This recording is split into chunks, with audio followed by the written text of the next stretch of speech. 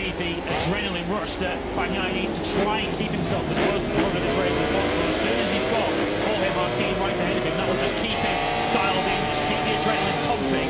Because the longer this race goes on, the more of a physical challenge it's going to be for Bagnaia, particularly if Martin starts to ease clear.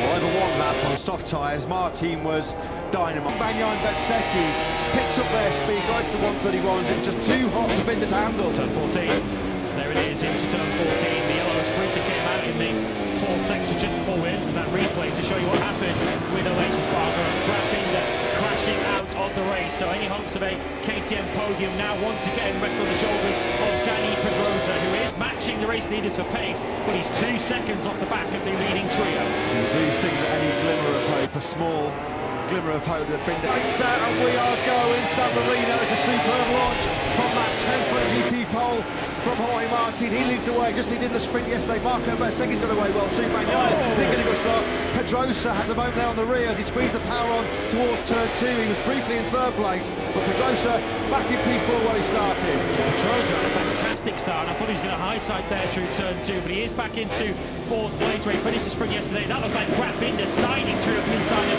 Marc Marquez. Binder hasn't fallen short where he did yesterday by getting a false start. He's away well this time, straight up into fifth. He barged his way through the pack yesterday, didn't he?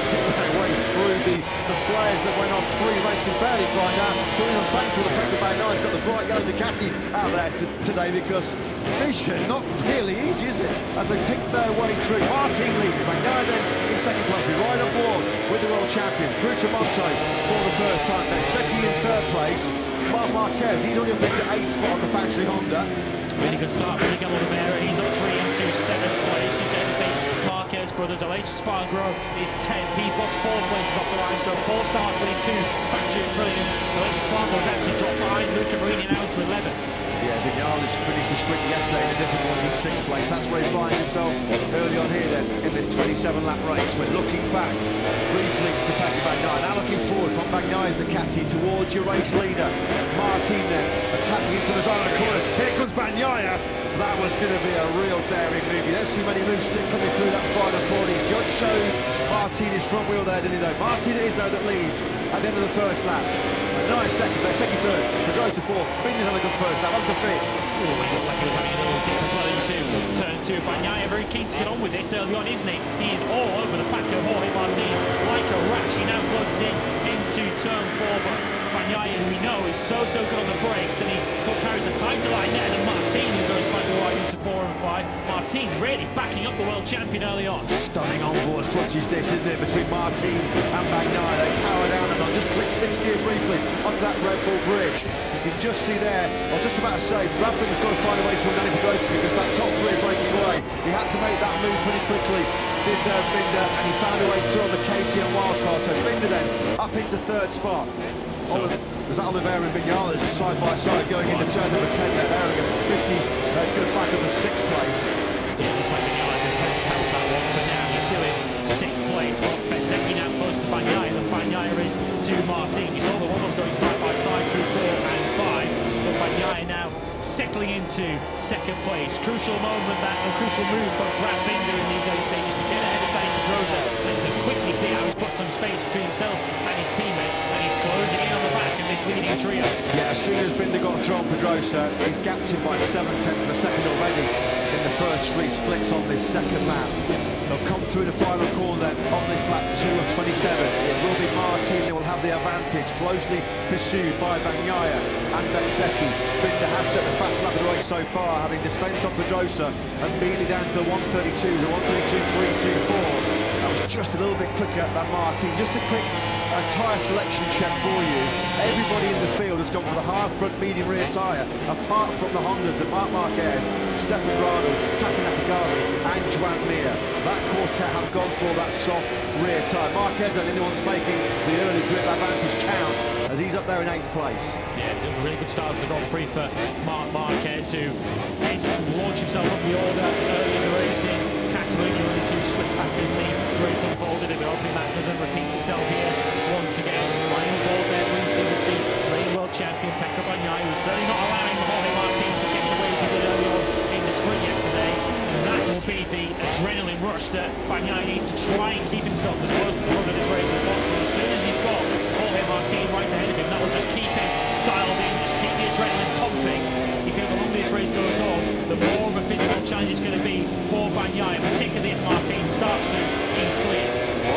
lap on soft tyres. Martin was dynamite. He was absolutely untouchable in the third and fourth sectors. Although Marco Bezzecchi said the sprint against over 13 laps, he was actually the first two sectors where Martin on the race runs had the superior pace. It wasn't helped though, was he, Bezzecchi, by the fact he was nursing that left hand injury, which was really hindering him on those aggressive change direction in that first sector. Particularly here when you go right in turn one, then immediately an aggressive change direction, you bank your left now through turn two, and then it's another aggressive flip to the right. This is where Bezzecchi was really suffering yesterday, just to manhandle that GP22 around in that battle against Martin. Fascinating early battle then between these three Ducatis. You see Bagnaia once again able to carry that tighter line through turn 4. Martin then has the better look at 5. We now ride through 6 with Jorge Martin, the pole man, looking back at Bagnaia. Bezzecchi, the fastest rider on track. He's at the fastest lap the last time around at 1:32.205. But very little to choose between our leading 4, with Brad Binder matching the Ducatis ahead of him, but still 8 tenths of a second off the back of Bezzecchi in third. Nearly 80,000 fans here today, already loving this action, aren't they? As the two Italians, Bagnaia and Bezzecchi, maintain this early pressure on the poleman Jorge Martin, who led every corner of yesterday's 13-lap sprint. He's been in that very same position so far early on in this Grand Prix. Through the fast right-handers now, breathtaking, that 6-gear Cabone corner. One of the spectacular corners on the Grand Prix calendar there.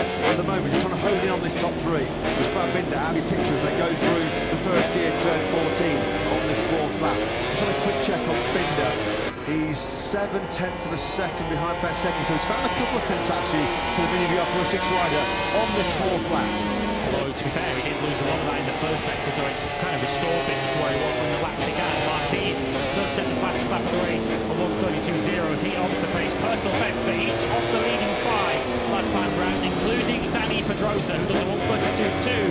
He's starting to pull clear of Marc Marquez, who got quicker as the sprint went on yesterday, but at the moment he doesn't have an answer for the 2 KTMs ahead of him.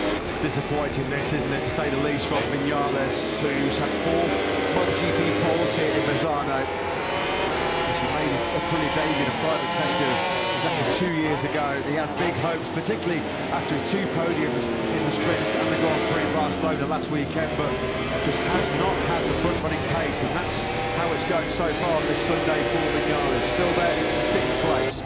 Just resisting from Miguel Oliveira on the year on the Aprilia behind us. Bezzecchi goes in wide.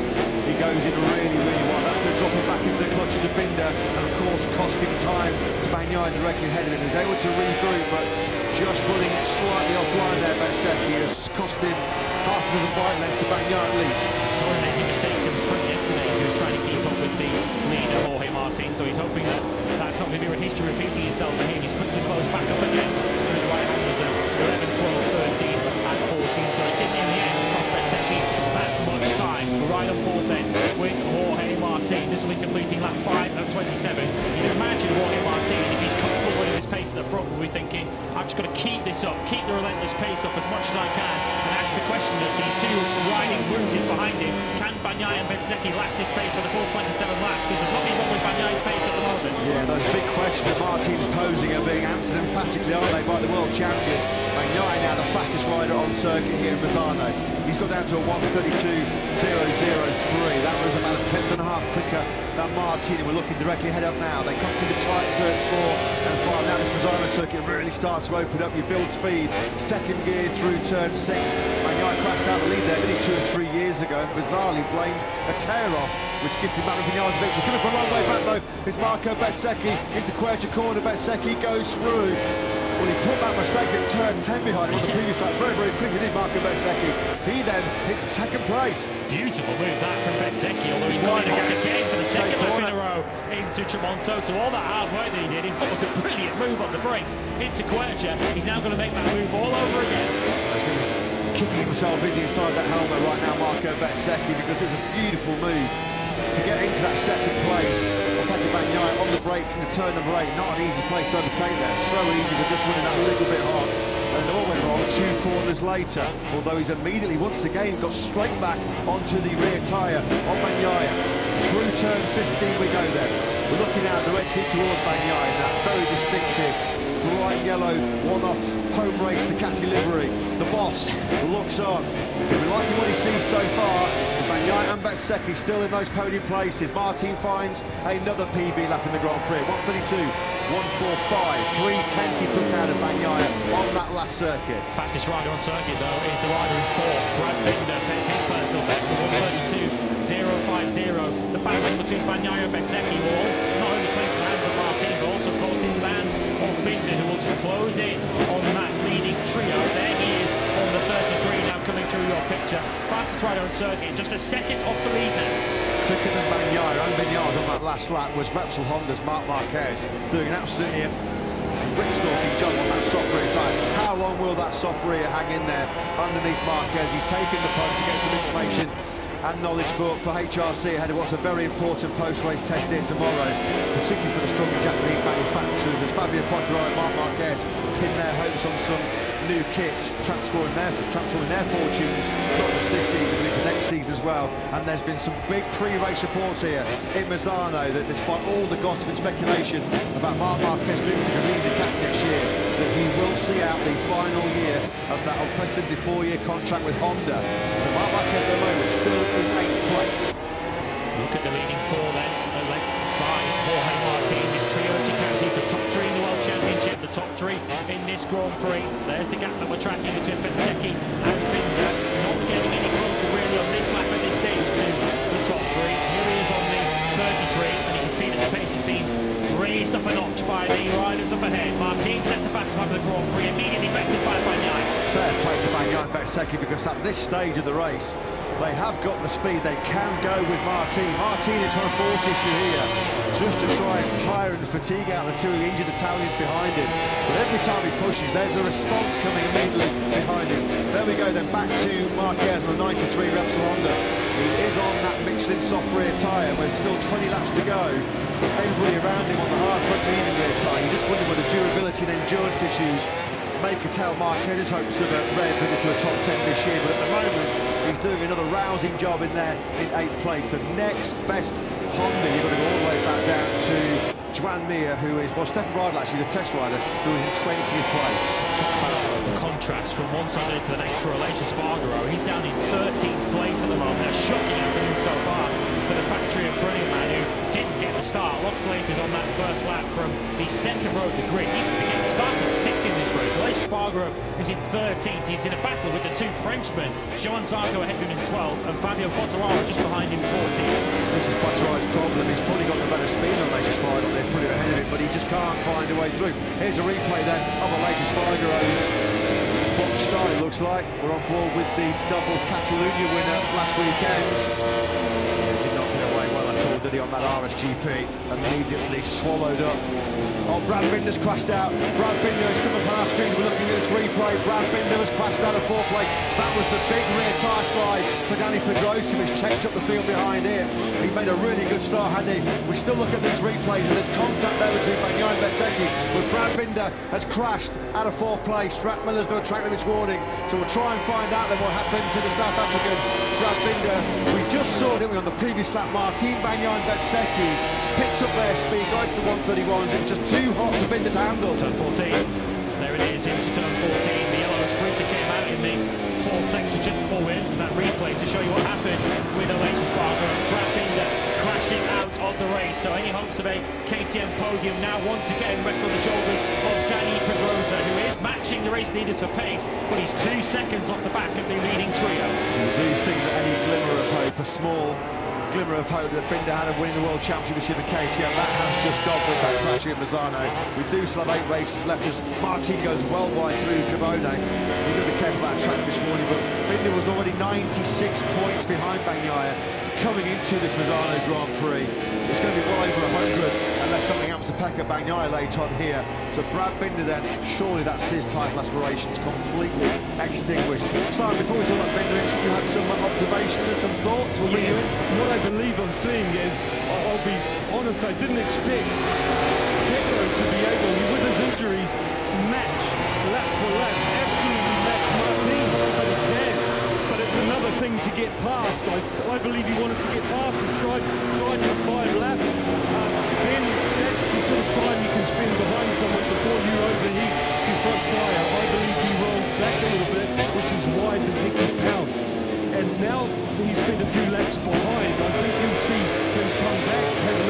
but he won't spend too much time there. Yeah, thanks for that, Simon. The pace is slacking off here. One man who's really up in his speed is Pedrosa in fourth place. He's just on a PB lap. He's in the 131s. 131.937. That was 3 or 4 tenths quicker than anybody directly in on circuit. Yellow flags. KTM just got worse, man, because it was Jack Miller and Emilia Romagna who were plummeting down the order. They were running together at 14th, 15th and 16th, and there you can see both bikes there on the outside of turn 4. That was where Jack Miller crashed out here last year. He's gone down with Emilia Romagna, so both of the factory KTM's down on consecutive laps. The caught him in that as well was Fabio Antonio, wasn't he? He just caught the back end of that. It looked like maybe Miller was ahead of Tiro on circuit. He won't pause your blame until he's seen the full hits of that one. What is not up for dispute is that both of them are out of this Grand Prix. Bit of a disastrous day for KTM, to say the least. Upholding their one now is the wild card. The old warhorse himself, Dani Pedrosa, in fourth place. He was always a genius, wasn't he, at rear tyre management, helped by his lightweight and his silky smooth riding style, not overstretching the tyre. Again, Pedrosa keeps himself in those 131s. The gap between Pedrosa and Bettesecchi down to 1.3 seconds. Surely not, surely not. We'll be making Dani Pedrosa fans watching back at home thinking, is the impossible possible? He was so close to a sprint podium yesterday, he just could not outbreak Pecco Bagnaia, but he's closing in. That's consecutive laps now that Pedrosa has been 3 tenths quicker than the trio of Ducatis ahead of him. Honda might be having a horror show so far this season, but you have to doff your cap to Marc Marquez on that soft rear tyre. As we watched Miguel Oliveira run wide, that's why Marquez picked off that 6th place. Maverick Vinales is running a pretty lonely 5th at the moment. Yellow flags are out again in the first sector. That's still the clear-up operation from Miller Pirwin. So now Mir's gone down. Mir has crashed yet again. His woeful 2023. We keep saying it can't get any worse, and as soon as you say that, it does. Mir was in 19th place. He's gone down at turn 4. Dani Pedrosa is now within a second of Marco Bezzecchi. He's briefly increased through the third sector. There is Joan Mir, who's gone down on the outside of turn 4 and 5. Just as they cleared up the mess from Michele Pirro and Jack Miller, Joan Mir joins the same piece of tarmac as we now come back to the trio of Ducatis up the front, and Dani Pedrosa up behind is becoming an ever-increasing presence in the back of the front of this Grand Prix as Martin, Bagnaia and Bezzecchi continue to trade lap times in the low 32s. Pedrosa's in the 31s yet again. 32.2 for the first two, 32.3 for Bezzecchi, 31.9 for Pedrosa. It couldn't, could it? It could not happen, could it? Dani Pedrosa, his last MotoGP victory was at Valencia, the closing race of 2017, nearly 6 years ago. But Dani Pedrosa is about to play a big, big part in the outcome of this San Marino Grand Prix in 2023. This guy is pure class. We're talking about Dani Pedrosa, a rider who's had over 150 Grand Prix podiums. You want to know about his stature in this sport. Tiro Miller's incident's going to be reviewed after the race. Only Marc Marquez, Jorge Lorenzo, Mike Hailwood, Angel Nieto, Valentino Rossi and Giacomo Agostini have won more races than Dani Pedrosa in the 74-year history of Grand Prix motorcycle racing. But Pedrosa now starting to pose a big, big threat here in Misano. There he is, back in your picture in 4th place. He's already had 3 tenths out of them on this lap so far as Pedrosa. The gap's down to from 0.9 to 0.6. This trio of Ducatis are having their own private battle at the front. They're leading through the championship, and they've got the wily old wild card closing in at the back of the picture. There he is into the picture. Pedrosa is closing at a vast rate of knots. He's had 6 MotoGP podiums here in Misano. He was the race winner in 2010, the race winner in 2016. He was our 8th different winner in 8 successive races in 2016. That incredible run 7 years ago. But Dani Pedrosa, talk about old book gold, rolling back the years, blast from the past. Pedrosa again, it's another personal best lap from the number 26, a 131.876. He's just 6 tenths now behind Marco Bezzecchi, striking distance to the front of this Grand Prix, 1.1 seconds behind Jorge Martin. This is astonishing. The fairy tale is on. He's the only rider on circuit lapping in the 131s at the moment. The Ducatis ahead of him are going slowly. They're in the low 32s. But for reference, you've got Miguel Oliveira, Alex Marquez and Ralph Fernandez are in the mid-32s. Luca Marini did a 33.9 last time round as he lost out to Ralph Fernandez and Joan Zarco. But this is 3 consecutive laps now where Dani Pedrosa has been a good third of a second quicker than the guys ahead of him. Through the first sector, Pedrosa is now within 6 tenths of a second of Bezzecchi, who's surely getting information on his pit board. The 26 is catching you. Well, a podium is going to spark wild celebrations for the wild card. Imagine if he does win this Grand Prix. If Misano had a roof, it would be lifted off. Astonishing performances by Danny Pedrosa. He did say though in the sprint yesterday that when he was in that podium battle, he was a bit ring rusty. This is only his third Grand Prix in the last 5 years since he retired from full-time racing at the end of 2018. He just didn't feel like he was razor sharp on the brakes to attack Pecco Bagnaia, of course, wary as well that he didn't want to do anything that was going to jeopardise the World Championship hopes of a sprint podium. But this is a different game. Danny Pedrosa, that gap stretched out again through that third sector. I don't know whether Pedrosa's made a mistake there through that third sector. He lost half a second through the fast right-handers at the back end of the lap. The Ducatis ahead of him didn't respond. They're back into the 31s now. Martin Bagnaia and Pedrosa must have made a mistake through the third sector because he's back in the mid-32s. 32.5 last time round for Pedrosa. So let's see if he can rebound and regroup on this lap. Bagnaia has a look at the inside of Martin. No way through into Rio. We're going to keep the dream alive in the commentary box, no doubt about that, because we're not even a half-race distance here for Danny Pedrosa. It has been fascinating, it has been intriguing. Martin has led from the get-go here in Misano, as he just opens up what looks like, in terms of this Grand Prix, the biggest lead he's had so far. And that's saying something because it's only just under 0.4 of a second as Bagnaia just gets in too hot, doesn't he? Oh, that was close. That was into the Rio corner. We've already seen Miller, Pirro and Mir go down there. There was contact between Pirro and Miller, which will be reviewed by the stewards immediately after this Misano battle. Pedrosa is just trying to claw back some of that ground he lost on the previous lap. He's a couple of tenths faster than Bezzecchi through the first half of this lap 14, which will take us into the second half of this San Marino Grand Prix. There is Pedrosa on the 26 bike, just out of pitch now as they come through the tight first gear, turn 14. So easy to lose a front end there. You saw Brad Binder have that problem a few laps ago, which stumped the KTM star out of 4th place. Just past half race distance now in this San Marino Grand Prix. As we head into the second half of it, the big question will be which of these Ducati riders has the most left at the end in terms of the time. Bagnaia, we know, is probably the best defensive rider in MotoGP. He's so hard to overtake. He's so good on the brakes, but it looks like he's just running out of rear grip himself here. This is the gap then. Bagnaia is being told that there's nothing between him now and Danny Pedrosa. Look at the corner speed that Pedrosa has, the edge grip that Pedrosa has, that carbon fibers chassis, KTM. Bagnaia, there could be some crushing late heartache coming here. He's worked so hard for this home podium, but the pressure coming from Pedrosa. Well, the issues we've seen from Bagnaia in this race so far have been out of corners. We saw the moment there out of turn 14 a couple of laps ago. He had that problem coming out of turn 10 earlier on as he desperately tries to get that bright yellow Ducati stopped into turn 14. There will be 1 lap to go once they complete these 2 left-handers.